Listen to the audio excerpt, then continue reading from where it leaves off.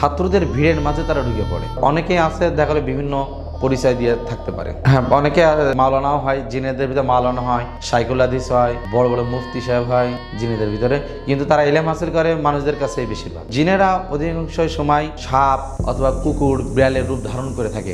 এক শ্রেণীর জিনরা আছে যারা মানুষের রূপ ধারণ করে মানুষের সাথে মিশে যেতে চায়, অথবা মানুষের রূপ ধারণ করে বিশেষ করে অনেক মাদ্রাসায় তারা ছাত্র বেশ ধরে পড়ালেখা করতেছে, ইলম অর্জন করতেছে। এটা অনেকে টের পায়, অনেক উস্তাদরাও টের পায়।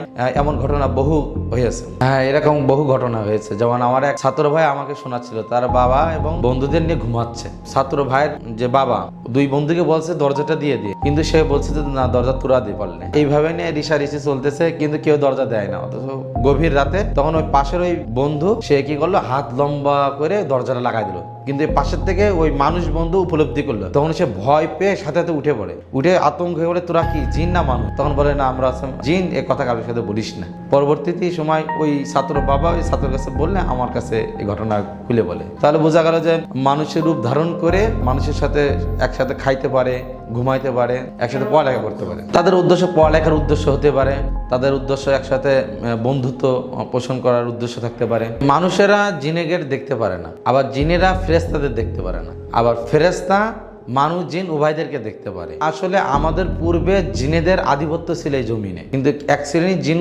শয়তানরা আমাদেরকে ধ্বংস করে তাদের আধিপত্য আবার ফিরিয়ে নিতে চায়। আবার আরেক শ্রেণীর জিন শয়তানরা আমাদের সাথে মিশে আমাদেরকে ধ্বংস করতে চায়।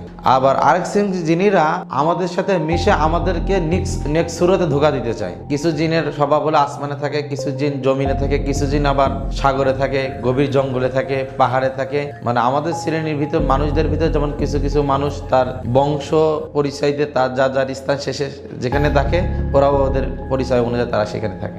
জিনদের ভিতরে শ্রেণী বিভাগ আছে। শয়তানদের একটা অন্তর্ভুক্ত হলো জিন। সব শয়তান জিন, কিন্তু সব জিন আবার শয়তান না। শয়তানদের এবং জিনদের ভিতরে কিছু শ্রেণী বিভাগ আছে। কিছু জিন শয়তান আছে তারা সর্বদাই বাথরুমে থাকে, আর বাথরুম থেকেই বেশিরভাগ মানুষ বালা মুসিবাত রোগ ব্যাধি ওখান থেকে জন্ম নেয়, ওখান থেকে আক্রমণটা হয়। এবং কিছু জিনেরা আছে তারা সর্বদা সাগরে থাকে, আবার কিছু জিনেরা আছে গভীর জঙ্গলে থাকে, আবার কিছু জিনেরা আছে তারা মানুষের বসবাস করার স্থানে তারা থাকে, আবার কিছু জিন আছে তারা পাহাড়ে অবস্থান করে। জিন অর্থই হলো মানুষের চক্ষুর আড়ালে একটা প্রাণী। জিনেরা যদি মানুষের রূপ অথবা অন্য প্রাণীর রূপ ধারণ করতে পারে, তখন মানুষরা তাদেরকে দেখতে পারে।